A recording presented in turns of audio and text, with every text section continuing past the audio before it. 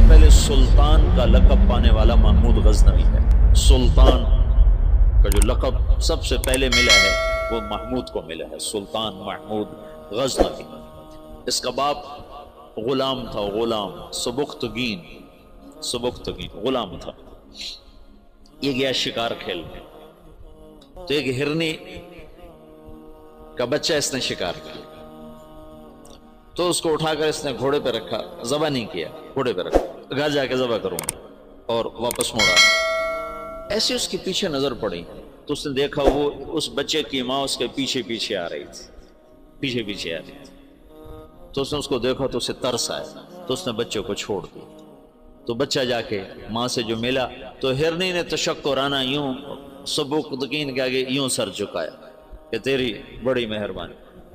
رات کو سبکتگین نے خواب دیکھا کہ تو نے مخلوق پہ رحم کیا، اس کے سلے میں اللہ نے تیری اولاد کے لیے بادشاہی کا فیصلہ کر دیا. تو سبکتگین نوکر سے ایک صوبے کا گورنر بنا اور محمود غزنوی آدھی سے زیادہ دنیا کا بادشاہ بنا. اور غزنی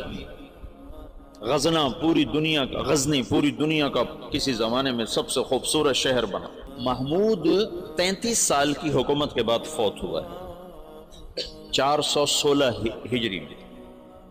1974 میں غزنی میں زلزلہ آیا اور محمود کا مزار بھی ٹوٹ گیا، قبر بھی پھٹ گئی. ظاہر شاہ کا مرحوم کا زمانہ تھا، تو اس نے قبر کو دوبارہ اور گنبد کو مزار کو دوبارہ بنوانے کا حکم دیا. تو انہیں ساری قبر کھول دی، ساری قبر کھودی تو اندر کچھ بھی نہیں تھا.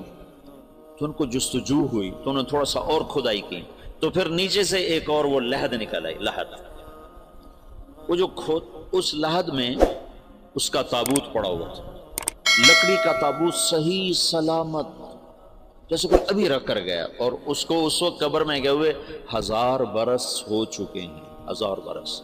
وہ لکڑی سلامت ہے. تو ان کو جستجو ہوئی، جب لکڑی سلامت ہے تو اندر پتہ نہیں کیا ہوگا. تو ایک فرانسیسی انجینئر تھا، وہ کھول رہا، تو اس نے پیچ کھول کے جب ڈھکن اٹھایا تو بے ہوش ہو کے پیچھے گرا، یوں گرا. تو پیچھے جو مسلمان تھے انہوں نے آگے دیکھا تو محمود اپنے تابوت میں ایسے پڑا تھا جیسے ابھی سویا، اور اس کا سیدھا ہاتھ سینے پر تھا یہاں، اور اس کا کفن یہاں تک ہٹا ہوا تھا، آدھا سینہ اس کا ننگا تھا اور سینے پر ہاتھ تھا، اور ایسے سویا تھا جیسے ابھی کوئی اس کو سلا کر گیا. تو انہیں ہاتھ کو اٹھا کر دیکھا تو نرم گوداز.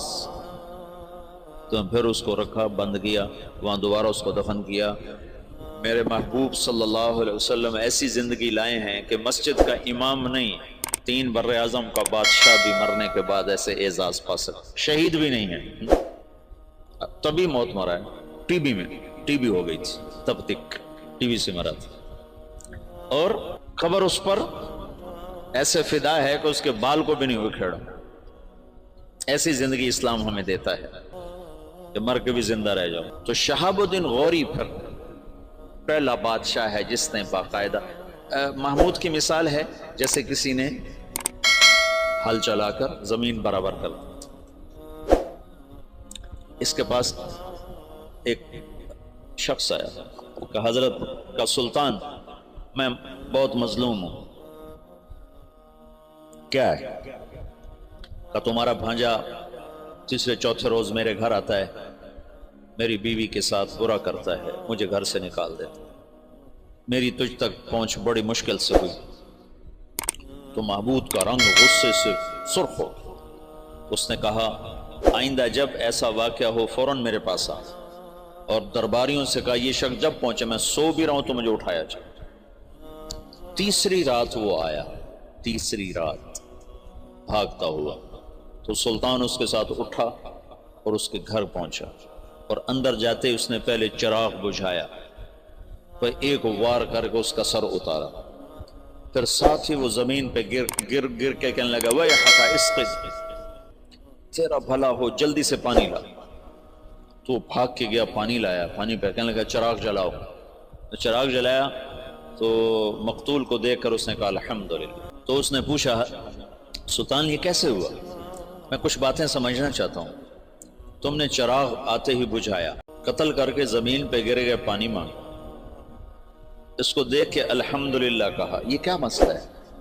تو محمود نے کہا جس دن تم فریاد لے کر آئے تھے میں نے قسم کھائی تھی نہ کھاؤں گا، نہ پیوں گا، نہ سوؤں گا، میں 3 دن سے بھوکا بھی ہوں، پیاسا بھی اور جاگا بھی ہوں، کہ جب تک تیری مدد نہ کر لوں میرے اوپر کھانا پینا سونا حرام ہے۔ آج تیسری رات کا جاگا ہوا ہوں، ایک لقمہ کھانا نہیں کھایا، ایک گھونٹ پانی نہیں پیا۔ گرا میں اس لیے، پانی میں نے اس لیے، چراغ میں نے اس لیے بجھایا کہ اگر میرا بھانجا ہے تو میری تلوار کہیں کانپ نہ جائے، وار صحیح کرے، اور الحمدللہ میں نے اس لیے کہا کہ یہ میرے خاندان کا بھی نہیں چے جائے کہ میرا بھانجا ہو، یہ تو کوئی میرے نام پہ تمہاری عزت لوٹتا رہا۔ ان صفات پر قبر نے اس کو نگینہ بنا دیا، اس کو کھایا نہیں ہے۔